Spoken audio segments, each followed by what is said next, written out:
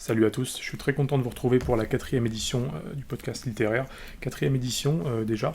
Je suis un petit peu plus assidu là depuis une semaine ou deux, puisque comme vous avez pu le constater, c'est la deuxième édition du podcast que je fais en 2 semaines. Donc en fait, j'essaie surtout de rattraper furieusement mon retard entre les podcasts que je sors et les bouquins que je lis, puisque comme je vous l'avais dit dans un précédent numéro, j'étais pas mal accaparé durant une bonne partie de l'été, donc j'ai pas eu beaucoup de temps pour enregistrer d'autres podcasts, accaparés en grande partie par mon bouquin, mon propre livre que je suis en train de terminer d'écrire, Médusa.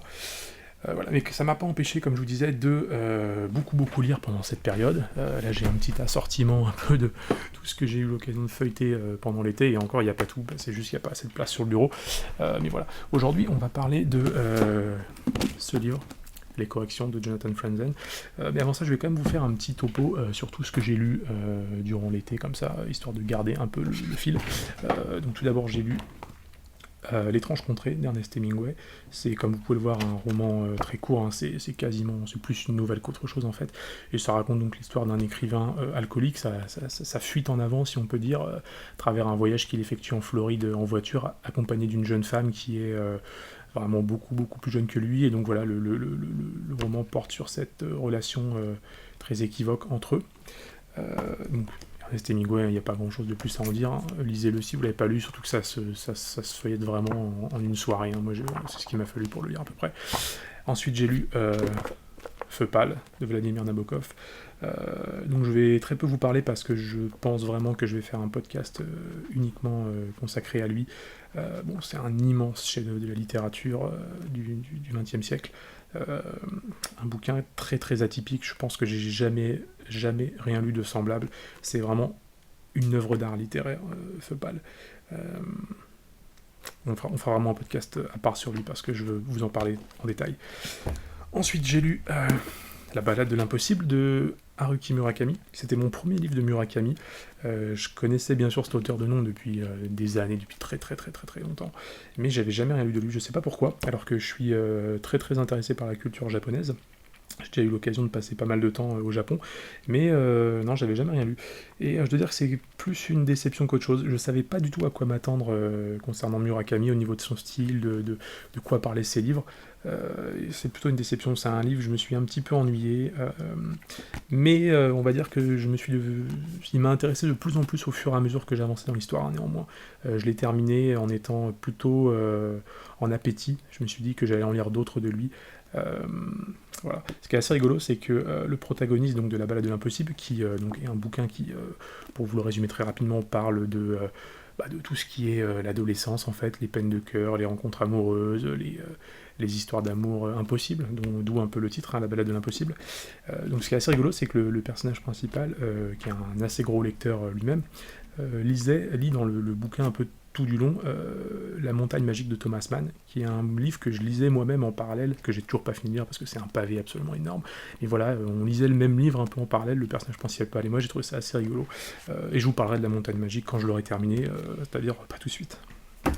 Ensuite, j'ai lu Le deuxième sexe de Simone de Beauvoir, hein, que je vous présente à peine parce que, bon, voilà, pour le coup, tout le monde a lu ce livre, hein, je pense. Toutes les personnes qui, je vais pas dire ont été au lycée, mais c'est quand même un bouquin qui est massivement étudié dans nos écoles, et vraiment, heureusement, tant mieux. Donc Le deuxième sexe, hein, qui est un essai écrit par Simone de Beauvoir sur le féminisme, qui est, en fait, elle essaye de comprendre les racines, de saisir les racines des inégalités hommes-femmes. C'est toute une première partie dans le bouquin qui est consacrée à la biologie, à comprendre biologiquement qu'est-ce qui différencie un homme d'une femme, et pourquoi est-ce qu'à partir de là, il y a déjà des inégalités qui ont commencé à se créer.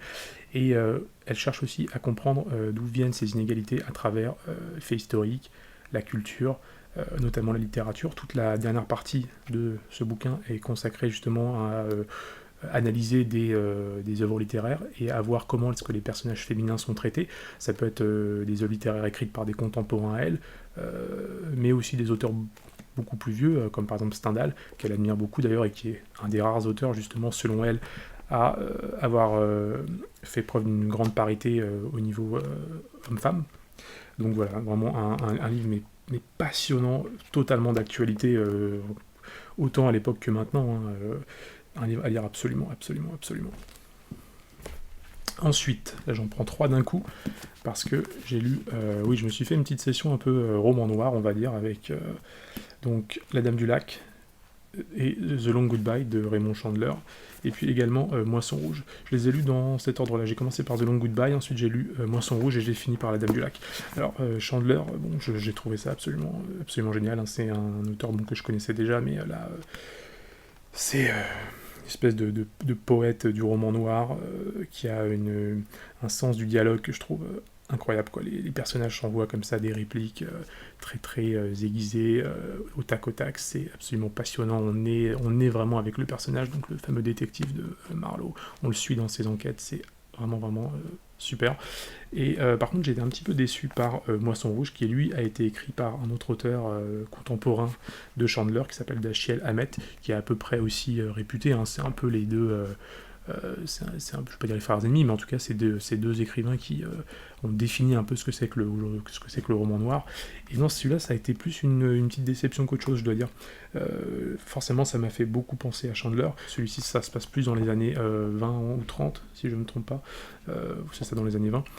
Donc voilà, ça se passe un peu avant. Mais voilà, en fait, tout m'a moins plu. On se projette moins dans les décors, dans les personnages. Les répliques sont moins affûtées, moins travaillées. Le personnage aussi est, je trouve, moins intéressant que Marlowe.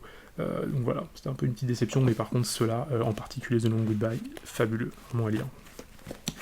Ensuite, j'ai lu La Défense Loudjine de Vladimir Nabokov. Ouais, je me suis fait un peu une petite session de Nabokov, c'est vrai.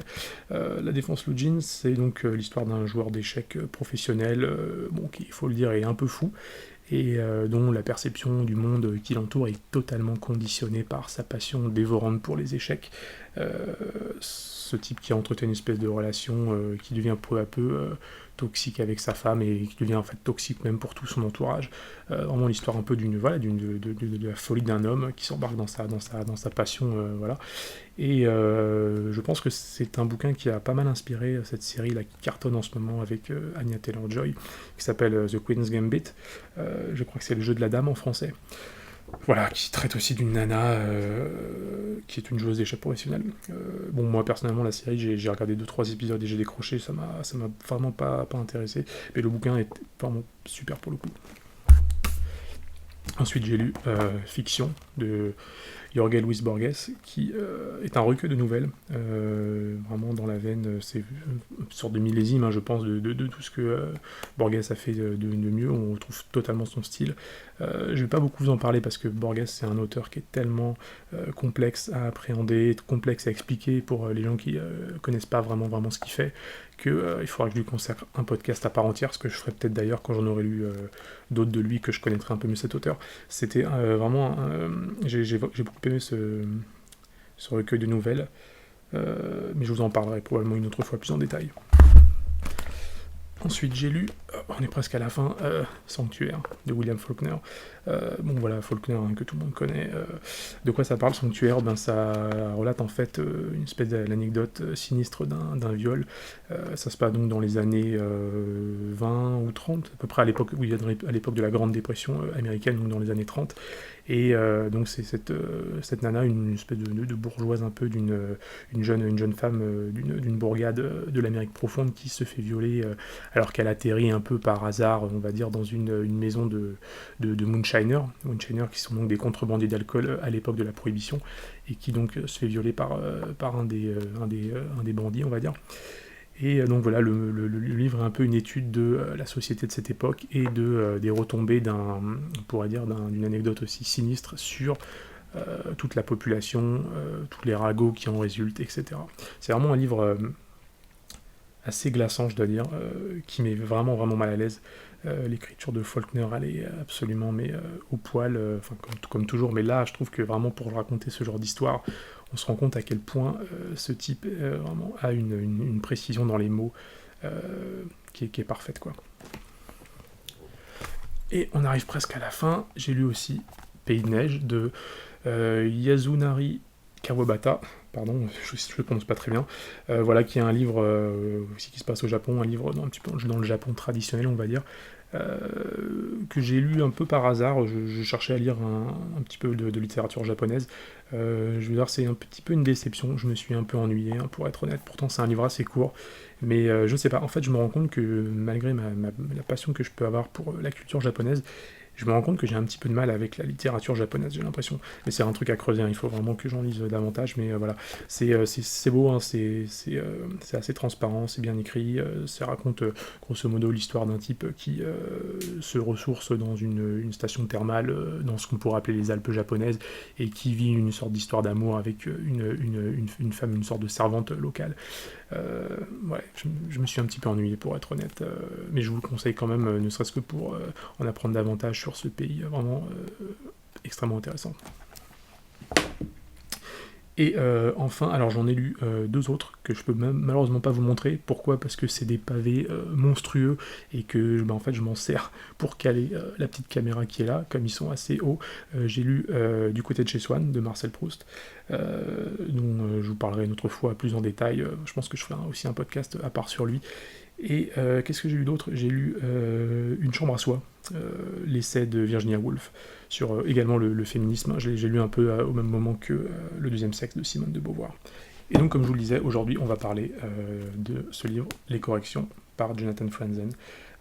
C'est un podcast que je vais lui consacrer exclusivement parce que c'est un bouquin qui m'a tellement plu, tellement passionné qu'il faut au moins ça. Et puis aussi parce que c'est vraiment un chef-d'œuvre de la littérature, un des premiers, hein, du XXIe siècle. Il faut savoir qu'il a été publié en 2001, juste avant les attentats des Twin Towers. Il n'y a aucun rapport, hein, entre l'histoire de ce livre et les attentats du 11 septembre. Mais là où c'est quand même intéressant, c'est que c'est un livre qui, un peu comme cet événement, je trouve, est vraiment dans la charnière, autant le changement de millénaire que le changement vraiment d'un monde vers l'autre, de l'ancien vers le nouveau, de la même manière que les attentats du 11 septembre ont eu des retombées géopolitiques dont on prend encore la mesure aujourd'hui, hein, qui ont encore un impact largement même sur notre actualité. Les corrections, c'est un livre qui a parfaitement su saisir cette espèce de changement qu'il y a eu à un moment donné dans la société au tournant des années 2000.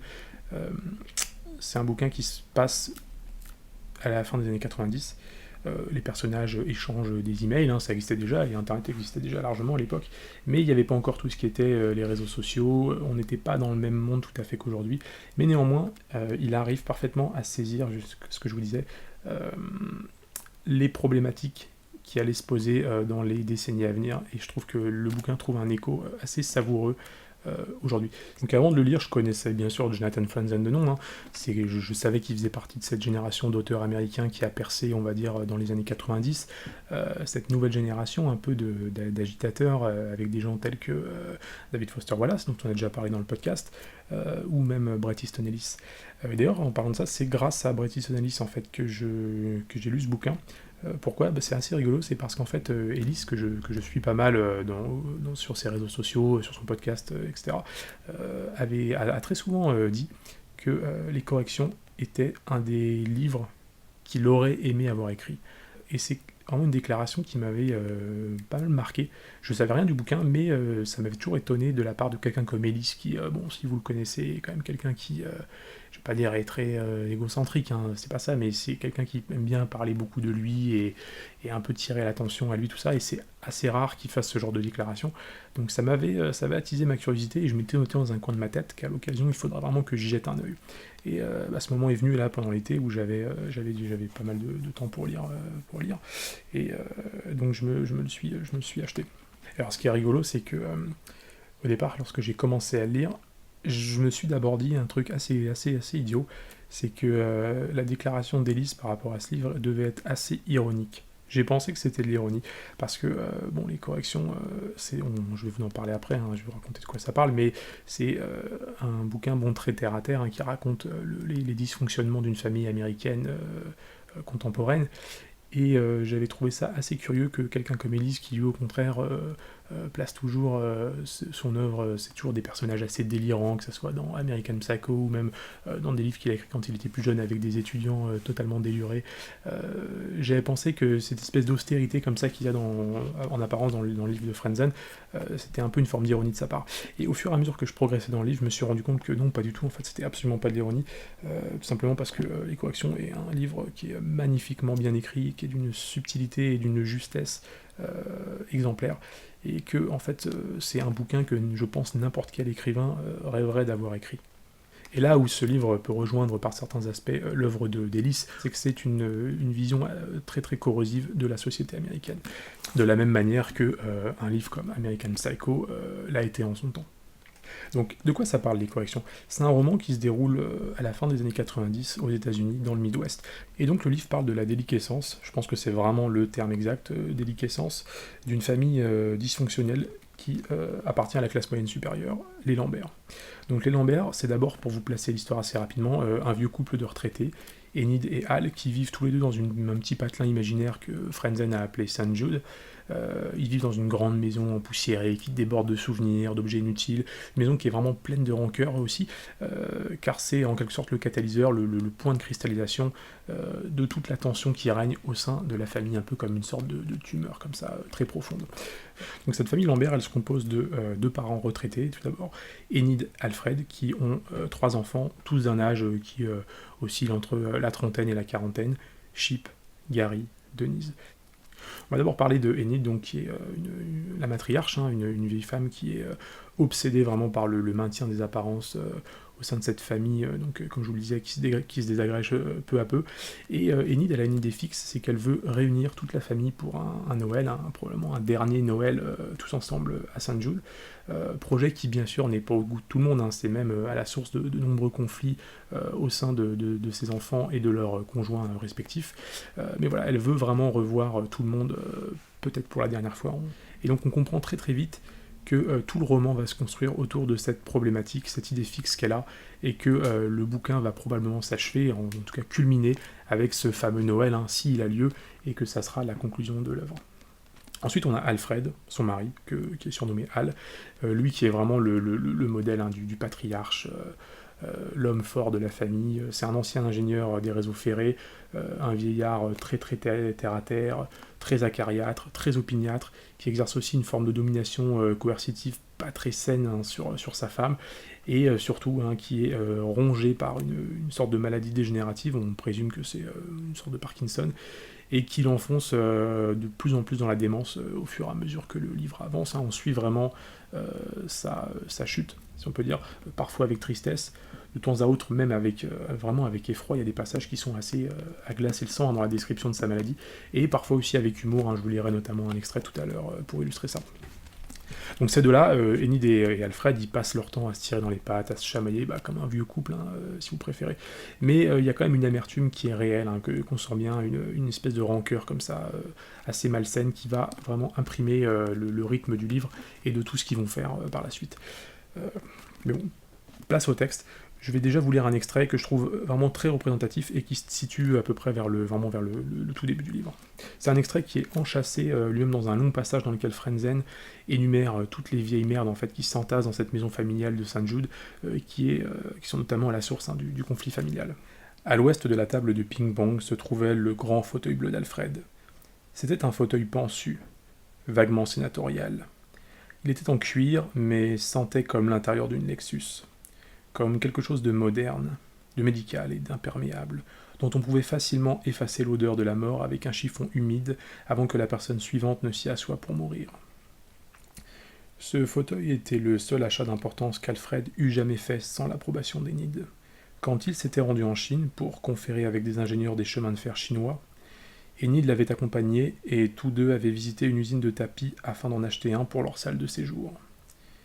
Ils n'avaient pas l'habitude de dépenser de l'argent pour eux-mêmes, et choisirent donc l'un des tapis les moins chers, avec un simple dessin bleu tiré du livre des mutations sur un fond beige uni. Quelques années plus tard, quand Alfred prit sa retraite de la Midland Pacific Railroad, il souhaita remplacer le vieux fauteuil en cuir noir roulant des tables dans lequel il regardait la télé et faisait ses siestes. Il voulait quelque chose de vraiment confortable, bien sûr. Mais après une vie passée au service des autres, il lui fallait plus que du simple confort. Il avait besoin d'un monument dédié à son besoin. Il se rendit donc, seul, dans un magasin d'ameublement ayant pignon sur rue, et choisit un fauteuil de bonne facture, un fauteuil d'ingénieur. Un fauteuil si imposant que même un homme imposant s'y perdait. Un fauteuil fait pour supporter les efforts les plus extrêmes. Et comme le bleu de son cuir s'accordait plus ou moins au bleu du tapis chinois, Enid ne put que tolérer son installation dans la salle de séjour. Bientôt, cependant, les mains d'Alfred répandaient du café décaféiné sur les fonds beiges du tapis, et des petits enfants déchaînés y semaient des baies rouges et des pastels à écraser, tandis qu'Enid commençait à penser que ce tapis était une erreur. Il lui semblait qu'en s'efforçant d'économiser tout au long de sa vie, elle avait fait de nombreuses erreurs de ce genre. Elle en arriva à penser qu'il aurait mieux valu n'acheter aucun tapis, plutôt que ce tapis-là. Finalement, alors que les siestes d'Alfred tournaient à la stupeur enchantée, elle s'enhardit. Des années plus tôt, sa propre mère lui avait laissé un petit héritage. Les intérêts étaient venus gonfler le capital, certaines valeurs avaient plutôt bien marché, et elle disposait à présent d'un revenu personnel. Elle fit redécorer la salle de séjour dans une gamme de verts et de jaunes. Elle commanda des tissus. Un tapissier décorateur vint, et Alfred, qui faisait temporairement la sieste dans la salle à manger, se leva d'un bond comme au sortir d'un mauvais rêve. « Tu refais encore la décoration ?»« C'est mon argent, dit Enid. C'est à ça que je le dépense. »« Et l'argent que j'ai gagné, et le travail que j'ai fait. » Cet argument avait été efficace par le passé. Il représentait, pour ainsi dire, le fondement constitutionnel de la légitimité de la tyrannie. Mais il ne marchait plus. « Ce tapis a près de 10 ans, et on ne pourra jamais faire partir les taches de café, » répondit Enid. Alfred désigna son fauteuil bleu, qui, sous les bâches de protection du tapissier décorateur, ressemblait à une pièce d'équipement pour centrale électrique à livrer sur camion-plateau. Il tremblait d'incrédulité, incapable de croire qu'Enid ait pu oublier cette réfutation foudroyante de ses arguments, cet obstacle souverain à ses projets. C'était comme si toute la contrainte dans laquelle il avait passé ses 7 décennies de vie s'incarnait dans ce fauteuil vieux de 6 ans, mais essentiellement neuf. Il souriait, le visage illuminé par l'atroce perfection de sa logique. « Et ce fauteuil alors, dit-il. Et ce fauteuil ?» Enid contempla le fauteuil. Son expression était simplement attristée, sans plus. « Je n'ai jamais aimé ce fauteuil. » C'était sans doute la pire chose qu'elle pût dire à Alfred. Le fauteuil était l'unique signe qu'il ait jamais donné d'une vision personnelle de l'avenir. Les paroles d'Enid l'emplirent d'un tel chagrin, il éprouva une telle pitié pour le fauteuil, une telle solidarité avec lui, une telle désolation étonnée devant la trahison dont il était victime, qu'il tira la bâche de protection, se leva entre ses bras et s'endormit. C'est une manière de reconnaître les lieux d'enchantement. Les gens s'endorment de la sorte. Quand il devint clair que tant le tapis que le fauteuil d'Alfred devaient partir, le tapis ne posa pas de difficulté. Enid passa une annonce dans le gratuit local et prit une femme dans ses raies, un petit oiseau nerveux qui faisait des erreurs et dont les billets de 50 sortirent de son sac en un rouleau fripé qu'elle déplia et lissa avec des doigts tremblants. Mais le fauteuil était un monument et un symbole, et il ne pouvait être séparé d'Alfred. Il pouvait seulement être déplacé. Il alla donc au sous-sol, suivi d'Alfred. Ainsi, chez les Lambert, comme à Saint-Jude, comme dans le pays en général, la vie devint souterraine. Voilà pour l'extrait. Donc, j'attirerai particulièrement votre attention sur la dernière phrase, « La vie devint souterraine ». Je trouve que c'est vraiment une phrase qui résume par de nombreux aspects le tournant adopté dans les années 2000 par la société en général, c'est-à-dire un monde où les individus s'éloignent de plus en plus les uns des autres, se coupent les uns des autres, voilà, quelque chose dont on trouve les échos à travers les réseaux sociaux, les téléphones portables, la technologie, enfin, toutes ces choses qui nous éloignent au lieu de nous rapprocher. Donc comme je vous disais, l'arc narratif principal du livre, ça va être cette idée fixe d'Enid d'organiser un Noël à Saint-Jude. mais il va être entrecoupé par un autre arc concernant ces deux personnages, qui est celui d'une grande croisière qu'ils vont effectuer tous les deux, et qui va être un passage assez long et important du livre, un voyage qu'elle anticipe beaucoup, Enid, et qu'elle n'arrête pas de ressasser encore et encore à tout le monde, vraiment sur le ton d'une brochure commerciale. Donc maintenant, pour poursuivre avec les personnages, on en arrive aux enfants. Donc comme je vous le disais, ils ont tous entre la trentaine et quarantaine. Il y a d'abord Chip, qui est un universitaire qui s'est fait virer de sa fac après qu'il a entamé une liaison avec une étudiante, et qui va se retrouver un peu par hasard à bosser avec un politicien assez louche, originaire de Lituanie, qui est exilé à New York et qui est en train de monter une sorte de combine liée à l'internet qui est en train d'émerger dans son pays. Chip, c'est entre autres une sorte d'écrivain raté aussi, qui bosse depuis de nombreuses années sur un scénario qui ne cesse vraiment de remanier en permanence, et donc personne ne semble résigné à lui admettre à quel point il est mauvais. Et ensuite, comme les problèmes s'empilent vraiment les uns sur les autres dans ce livre, suite à un quiproquo, ses parents sont persuadés qu'il bosse au Wall Street Journal, alors qu'en fait c'est qu'un simple collaborateur d'une revue d'art très modeste qui s'appelle le Warren Street Journal. Et d'ailleurs, même si sa mère, Enid, commence à soupçonner qu'il y a eu une mésentente, elle préfère tout simplement ne rien dire, comme toujours pour préserver les apparences. Je vais vous lire un extrait qui a l'avantage de condenser à peu près tout ce que je viens de vous raconter sur déjà ces personnages, et qui montre vraiment très bien les rapports qu'il y a entre eux. Je vais vous demander surtout de faire attention au dialogue et à toutes les petites phrases qui vraiment en disent long sur les relations entre les différents persos, avec toujours cette sorte de gêne à laquelle on essaye de ne pas faire attention au sein de cette famille dysfonctionnelle. C'est un extrait qui se situe vers le tout début du livre, alors que Chip vient accueillir justement ses parents fraîchement arrivés à New York depuis St. Jude, qui vont s'embarquer, qui sont sur le point de s'embarquer pour cette croisière dont je vous parlais juste avant.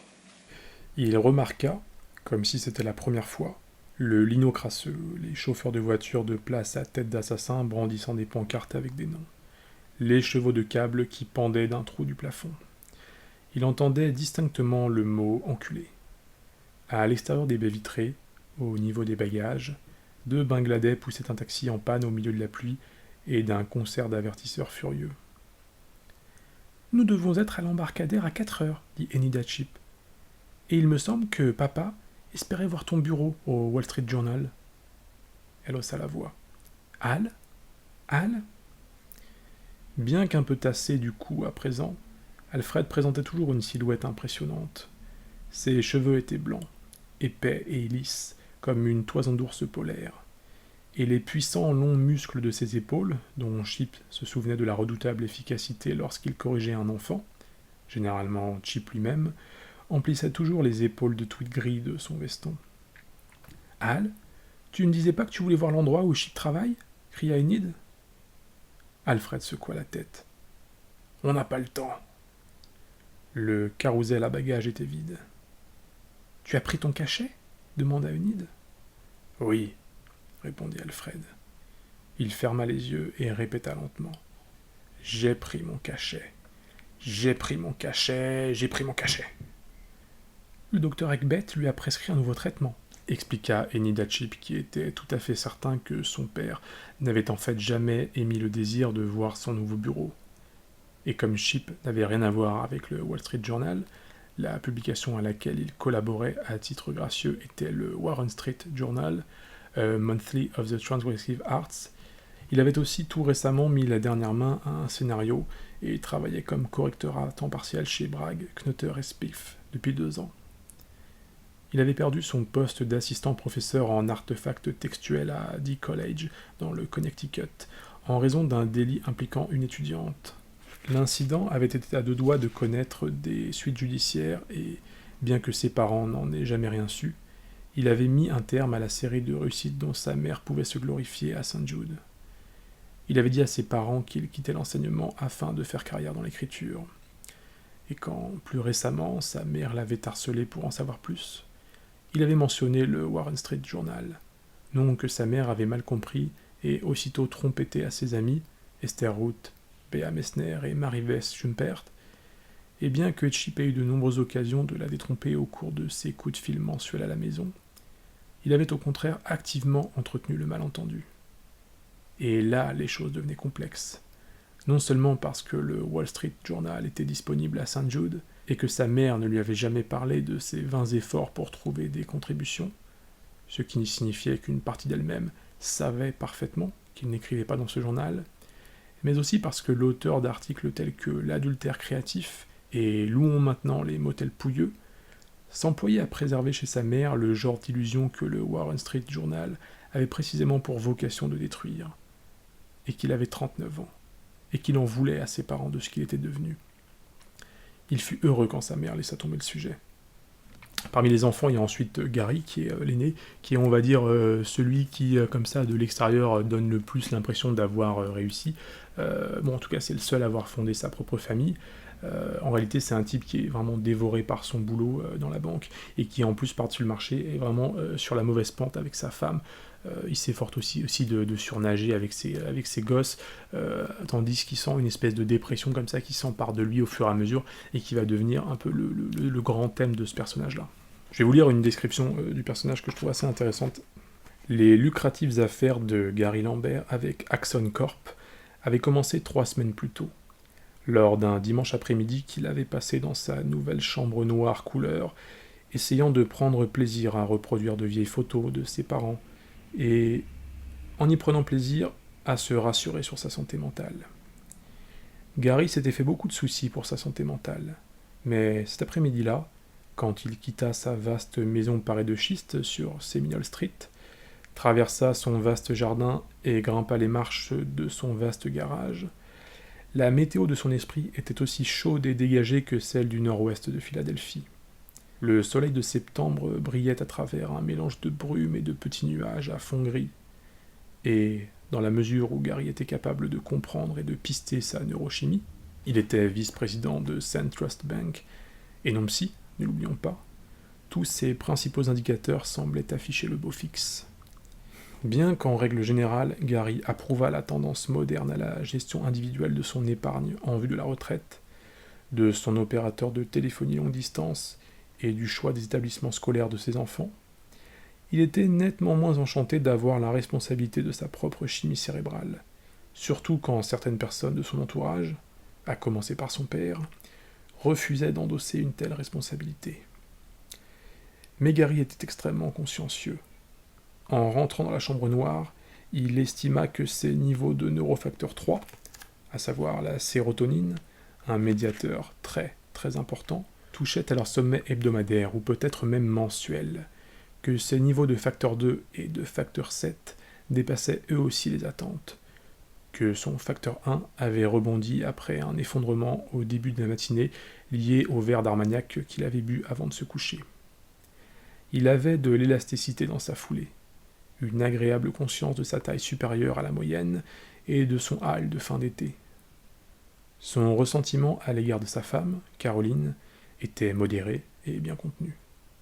On notait une baisse sensible de certains indices clés de paranoïa. Par exemple, son soupçon persistant que Caroline et ses 2 fils aînés se moquaient de lui, et son évaluation corrigée des variations saisonnières, de la futilité et de la brièveté de la vie était cohérente avec la robustesse générale de son économie mentale. Il n'était pas le moins du monde cliniquement déprimé. Donc là, vous voyez immédiatement, ce que je vous ai lu, c'est le tout début du passage consacré, du long chapitre consacré à Gary. On voit comment ce personnage est caractérisé, c'est-à-dire un type comme ça qui est très méthodique, très calculateur, qui appréhende son humeur selon des espèces d'indicateurs qui ressemblent à des indicateurs boursiers, qui est d'ailleurs son travail, c'est quelqu'un qui bosse dans la finance. En fait, le principal point de conflit qui va émerger entre lui et sa femme, donc Caroline, dont on a parlé, qui au passage n'aime pas sa belle-mère Enid, c'est le fait que celle-ci refuse donc d'aller passer avec leurs enfants le fameux Noël à Saint Jude. Donc à partir de là, il va s'embarquer dans une espèce de mise en scène, déjà pour convaincre sa femme d'y aller, d'emmener les enfants, mais aussi pour la convaincre que non, il n'est pas déprimé. Comme je vous dis, c'est vraiment le fil conducteur de ce personnage qui, pendant tout le bouquin, essaye de faire en sorte de prouver à tout le monde que non, il est passionné par toute sa vie, ce qui lui arrive, épanoui, etc., alors qu'il est profondément déprimé au fond de lui. Et enfin, le dernier personnage que va mettre en scène le bouquin, c'est Denise, qui est la cadette de la famille. C'est une jolie jeune femme qui est chef cuisinière de profession et qui va s'embarquer dans une sorte de relation amoureuse triangulaire, plus ou moins toxique avec son boss, et aussi, c'est là où les problèmes arrivent, en secret avec la femme de son boss. Et par-dessus le marché, elle va aussi lier des liens assez étroits avec leurs enfants. Enfin bref, c'est un beau bordel. Bon, maintenant que je vous ai exposé comme ça de quoi il était question dans le livre, les personnages, l'histoire, les thèmes, on va détacher un peu du fond pour se pencher plus sur la forme. Moi, ce qui m'a vraiment le plus impressionné dans ce bouquin, je vous l'ai déjà dit, c'est la fluidité du style de Frenzen. C'est un gros livre, hein, qui raconte pas forcément des choses passionnantes, dans le sens où c'est vraiment très terre à terre, c'est pas des personnages exceptionnels, c'est juste des gens comme ça, normaux. Mais malgré tout, Frenzen rend ce livre, cette histoire absolument passionnante à suivre, et on s'ennuie pas une seule page. La grande force du bouquin, c'est son humour. Hein. Il a un humour, comme je le disais, qui est très corrosif. Bon, c'est un livre qui commence à dater maintenant, hein, il a une vingtaine d'années, mais c'est important c'est très intéressant de voir à quel point Frenzen a été clairvoyant sur comment est-ce que les problématiques de son temps allaient se répercuter dans le futur. Il avait anticipé beaucoup de choses. Le livre a aussi anticipé d'autres choses, des tournants au niveau de la société américaine, de sa manière, comment elle a évolué, notamment après le 11 septembre. Hein. Il y a des petites piques comme ça ironiques, puisqu'on parlait du personnage de Gary. Il y a un moment donné où son fils se découvre du jour au lendemain une espèce d'obsession pour la sécurité, un hobby, comme il appelle ça. Et donc il s'intéresse à du matériel de surveillance vidéo, il demande à son père s'il peut installer une caméra dans la cuisine, ce qui est très emmerdant pour lui, parce que comme il le dit, c'est là qu'il planque la réserve d'alcool. Or Gary, c'est quelqu'un qui commence à souffrir d'une consommation d'alcool de plus en plus importante, hein, qui est liée, comme je vous disais, à sa dépression naissante, qu'il essaye de dissimuler.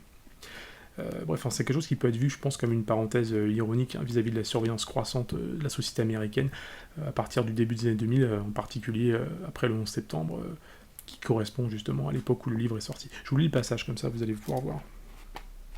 Caleb était assis en tailleur et étudiait son catalogue. « Je peux te parler maintenant ?»« Tu étais là et tu m'écoutais ?»« Non, dit Caleb. Tu m'as dit qu'on pourrait parler quand tu aurais fini. J'avais une question. Je me demandais quelle pièce je pourrais mettre sous surveillance. » Même à l'envers, Gary voyait que les prix des appareils du catalogue de Caleb, des engins aux boîtiers en aluminium brossé, aux écrans à cristaux liquides couleur, étaient des nombres à 4 ou 5 chiffres. « C'est mon nouveau hobby, dit Caleb. Je veux mettre une pièce sous surveillance. Maman dit que je peux équiper la cuisine, si tu es d'accord. »« Tu veux surveiller la cuisine ? Comme hobby ? » ?»« Ouais. » Gary secoua la tête. Il avait eu toutes sortes de hobbies étant enfant, et cela l'avait longtemps affligé que ses propres enfants semblent n'en avoir aucun. Finalement, Caleb s'était rendu compte que s'il utilisait le mot « hobby », Gary donnerait son feu vert à des dépenses qu'il aurait pu, sinon, interdire à Caroline. Ainsi, le hobby de Caleb avait été la photographie jusqu'à ce que Caroline lui ait acheté un appareil autofocus, un réflexe avec un meilleur téléobjectif zoom que celui de Gary, et un appareil digital automatique. Son hobby avait été l'informatique jusqu'à ce que Caroline lui ait acheté un Palm Top et un agenda électronique. Mais Caleb allait sur ses 12 ans, et Gary avait marché une fois de trop. Sa méfiance était en éveil au sujet des hobbies.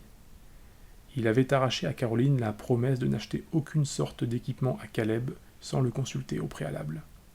« La surveillance n'est pas un hobby, dit-il. »« Si, papa, c'en est un. C'est maman qui me l'a suggéré. Elle disait que je pourrais commencer par la cuisine. » Gary se dit aussitôt, et il lui sembla que c'était un nouveau signe avertisseur de la dépression. « Le placard à alcool est dans la cuisine. » « Mieux vaudrait me laisser parler de ça avec maman, hein ? » ?»« Mais le magasin n'est ouvert que jusqu'à 6 heures, dit Caleb. »« Tu peux attendre quelques jours. Ne me dis pas le contraire. »« Mais j'ai attendu tout l'après-midi. Tu m'as dit qu'on pourrait se parler, et maintenant il fait presque nuit. » Qu'il fit presque nuit donnait clairement à Gary droit à un verre. Le placard à alcool était dans la cuisine. Il fit un pas dans sa direction. De quels appareils est-il question exactement ? Juste une caméra, un micro et des servocontrôles. Caleb fourra le catalogue entre les mains de Gary. Regarde, je n'ai même pas besoin de trucs chers. Celle-là ne coûte que 650 $. Maman a dit que c'était sans problème. Régulièrement, Gary avait l'impression qu'il y avait quelque chose de désagréable que sa famille voulait oublier, quelque chose que lui seul souhaitait rappeler, quelque chose qui nécessitait seulement son acquiescement, son « allons-y » pour être oublié. Cette impression aussi était un signe avertisseur. « Caleb, dit-il, J'ai l'impression que ce genre d'activité ne va pas t'amuser très longtemps. Ça coûte cher et tu en auras assez vite. Non, non, lança Caleb avec angoisse. Ça me passionne, papa, c'est un hobby. Tu t'es vite lassé cependant de beaucoup des autres choses que tu nous as fait acheter, des choses qui te passionnaient aussi à l'époque. Là c'est différent, plaida Caleb. Cette fois je suis vraiment complètement passionné. Manifestement, le garçon était prêt à dépenser sans compter une monnaie verbale dévaluée pour acheter l'acquiescement de son père. Tu vois ce que je veux dire quand même, dit Gary. Tu vois le schéma. Que les choses ne sont pas pareilles avant que tu les aies achetées et après. Tes désirs changent après que tu as acheté les choses, tu t'en rends compte. Caleb ouvrit la bouche. Mais avant qu'il n'ait émis une autre protestation ou réclamation, un air malin passa sur son visage. J'imagine, dit-il avec une feinte humilité, j'imagine que je m'en rends compte. Eh bien, penses-tu que cela va arriver avec ce nouvel équipement demanda Gary.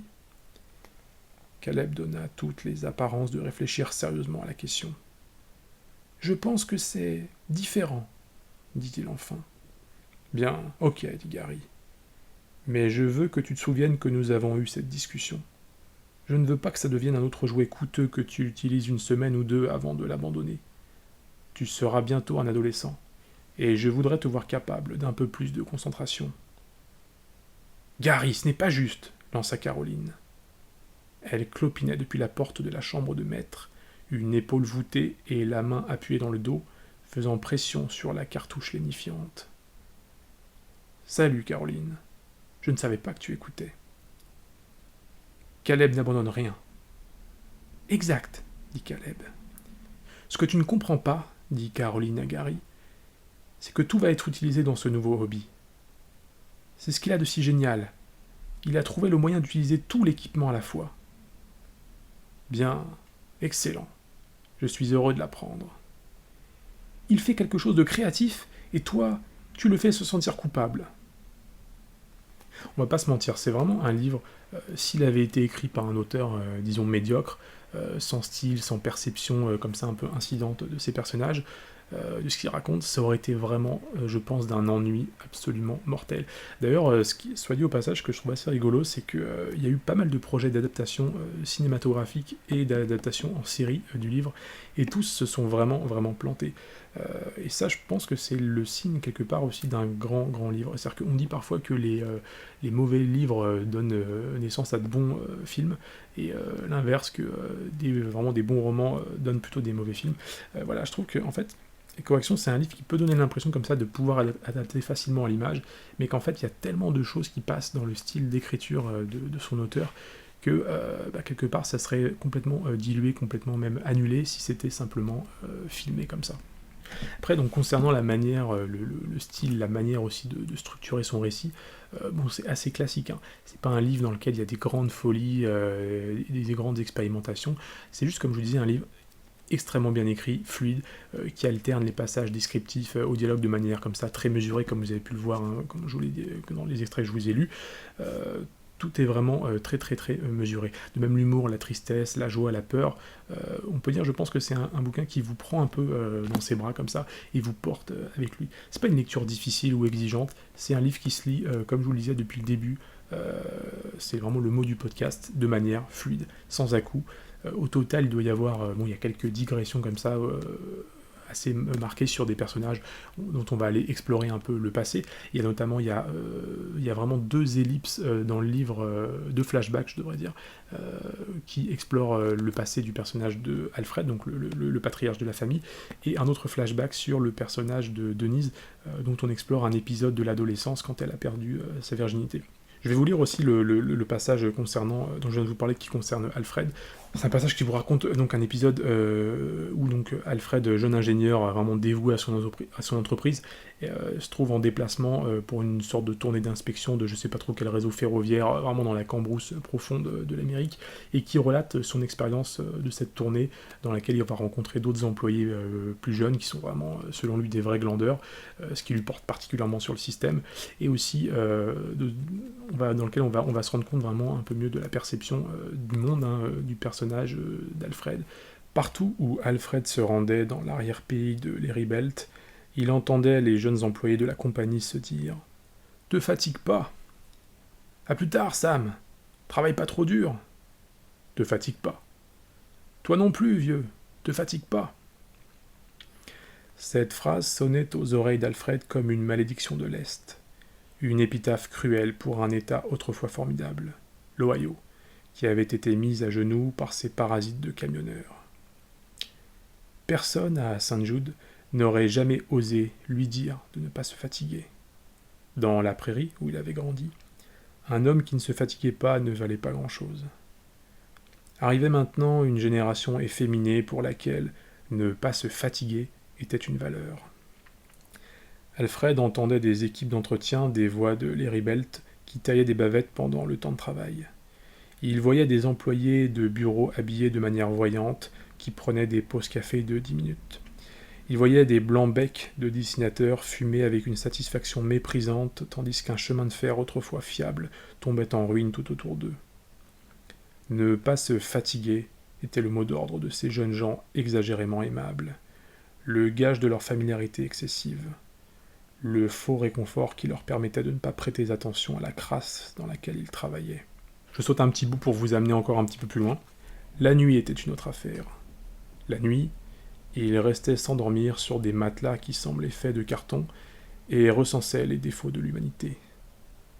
On aurait cru que, dans tous les motels où ils descendaient, il y avait des voisins qui forniquaient comme s'il n'y avait pas de lendemain, des hommes mal élevés et sans discipline, des femmes qui gloussaient et criaient. À 1h du matin, à Erie, Pennsylvanie, une fille dans la chambre voisine hurla et haleta comme une catin. Un petit malin de rien du tout lui faisait son affaire. Alfred en voulait à la fille de se la couler douce. Il en voulait au type pour son assurance nonchalante. Il leur en voulait à tous deux de ne pas avoir assez d'égards pour baisser le ton. Comment pouvaient-ils ne pas se préoccuper un seul instant de leur voisin, allongé s'endormir dans la chambre d'à côté ? Il en voulait à Dieu de permettre à de telles personnes d'exister. Il en voulait à la démocratie de les lui infliger. Il en voulait à l'architecture du motel d'avoir compté sur une simple cloison de parpaing pour préserver la tranquillité du client. Il en voulait à la direction du motel de ne pas garder en réserve une chambre pour les autres souffrants.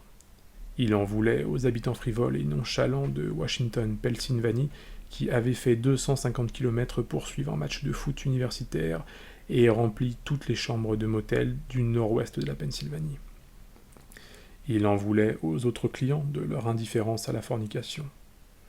Il en voulait à l'humanité tout entière de son insensibilité. Et c'était tellement injuste. Il était injuste que le monde manque à tel point d'égards pour un homme qui avait tant d'égards pour le monde. Aucun homme ne travaillait aussi dur que lui. Aucun homme ne faisait un voisin de motel aussi discret. Aucun homme n'était davantage un homme. Et cependant, tous les détraqués du monde avaient le droit de lui voler son sommeil avec leurs agissements lubriques. Il refusait de pleurer.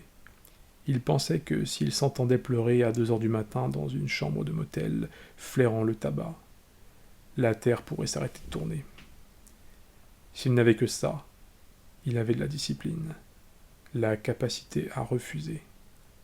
Il l'avait. Mais l'exercice qu'il en faisait n'était pas reconnu. Le lit de la chambre voisine cognait à nouveau contre le mur, le type grognant comme un cabotin, la fille s'étouffant dans ses ululements. Et toutes les serveuses dans toutes les villes avaient des rotondités mammaires mal rangées dans une blouse à monogramme non entièrement boutonnée et ne manquaient pas de se pencher sur lui. « Un rap de café, beau gosse ?»« Ah oui, s'il vous plaît. »« Tu rougis, mon chou. C'est le soleil qui se lève. »« J'aimerais l'addition à présent. Merci. » Mais voilà, à côté de ça, vous allez avoir, comme je vous disais, des passages beaucoup plus drôles, qui frisent parfois le délire total, puisque donc, malheureusement, le personnage d'Alfred est atteint d'une forme de démence, et que plus on avance dans le livre, plus son état s'aggrave, au point qu'il en a même des hallucinations. Et là, c'est des moments où, justement, Frentzen se permet d'entrer dans un style presque... On est presque dans le fantastique, où il y a des passages du livre qui font assez limite peur, comme je vous disais, et d'autres qui sont vraiment... complètement grotesque. Hein. Il y a un passage assez fameux, notamment lorsque Enid et Alfred sont embarqués sur le bateau, hein, leur bateau de croisière, où Alfred se met à avoir des visions comme ça complètement délirantes, qui pour certaines pourraient presque faire penser déjà à un délire d'écriture à la David Foster Wallace, ou pourquoi pas un épisode de South Park. Je vais vous lire l'extrait, vous me direz ce que vous en pensez. Un petit animal, une souris, détala dans les ombres hachurées au pied du lit d'Enid. Un instant, Alfred eut l'impression que le sol tout entier était composé de corpuscules frétillants. Puis les souris se fondirent dans une unique souris plus insolente, une horrible souris. Crotte, guettant vos pas, manie de tout ronger, urinement désordonné. Trouduc, Trouduc, railla le visiteur en quittant l'obscurité pour la pénombre du bord du lit. Alfred reconnut le visiteur avec consternation.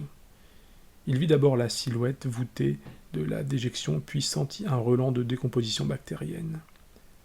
Ce n'était pas une souris, c'était un étron. « Des troubles urinaires maintenant, hi !» dit l'étron. C'était un étron sociopathe, une selle folle, un moulin à paroles.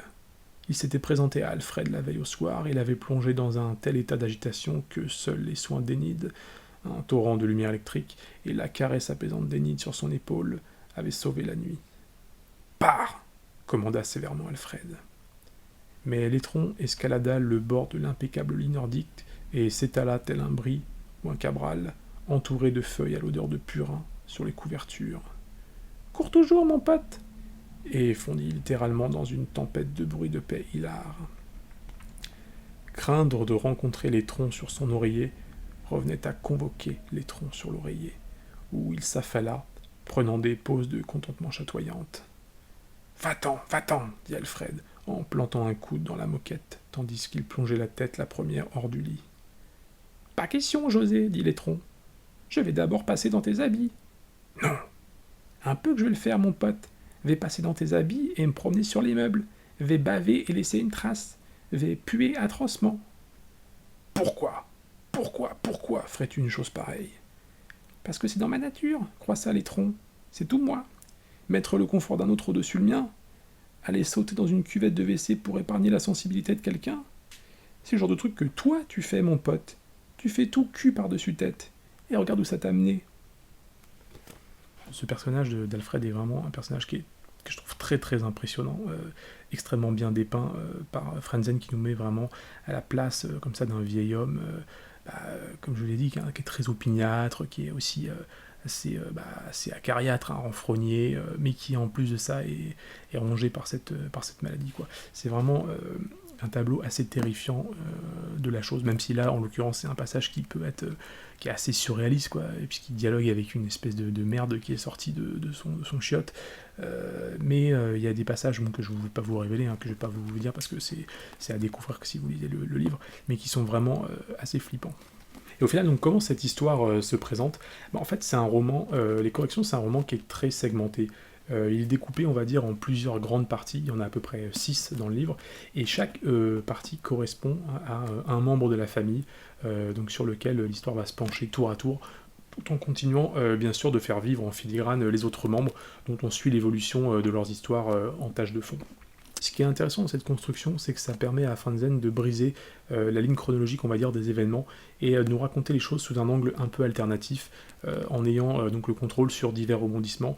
En fait, le bouquin ressemble, moi, ça m'a fait beaucoup penser à une espèce d'origami, donc un de ces pliages japonais, mais qu'on dépioterait comme ça au fil des pages, dont on a d'abord la vision d'un ensemble, et en fait, chaque partie du bouquin, donc chaque face de l'origami, qui porte sur un personnage bien précis, comme je vous le disais, ça serait une sorte d'opération donc de dépliage, avec des faces cachées qui se révèlent au fur et à mesure, qui dévoilent des envers du décor toujours plus intéressants, et qui apportent des lumières sur un aspect de l'histoire qu'on avait seulement effleuré, parfois plusieurs centaines de pages auparavant. Il y a par exemple des passages où on ne comprend pas très bien la réaction d'un personnage par rapport à une situation, on va en avoir une mauvaise impression, on va se dire « Ah ouais, lui il est comme ça, merde c'est un vrai salaud, etc. » Et en fait sa réaction, elle trouve une explication bien après dans le bouquin, lorsqu'on est dans le chapitre d'un autre des personnages, et que justement ce chapitre va apporter des lumières sur une situation, un fait, et que ce personnage qu'on avait d'abord, on va dire, un peu mal jugé, en final ça va lui redorer son blason. Les corrections, pourquoi les corrections s'appellent comme ça? Parce qu'il est question justement de la manière dont les autres influent sur notre vie et des corrections donc qu'ils tentent plus ou moins volontairement de nous apporter.